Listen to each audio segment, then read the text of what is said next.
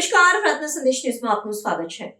ખંભાત તાલુકા પંચાયતમાં ટીડીઓની કાયમી નિમણૂક શા માટે નથી કરાતી?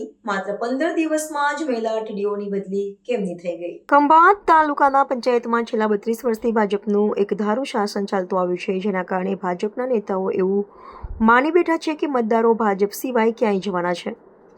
આવા વિશ્વાસ વચ્ચે નેતાઓ તાલુકાનો વહીવટ કરતા સરકારી અધિકારીઓ પણ પોતે કહે તેવું કરે તેવા જ અધિકારીઓની નિમણૂક કરવા ઉપર સુધી જોર લગાવે છે અને એવા જ અધિકારીઓને મુકાવે છે તેવું આમ જનતા બોલી રહી છે।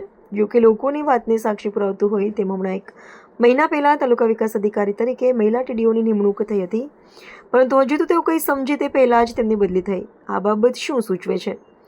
હાલમાં છેલ્લા 2 વર્ષથી ઇન્ચાર્જ ટીડીઓથી વહીવટ ચાલી રહ્યો હતો।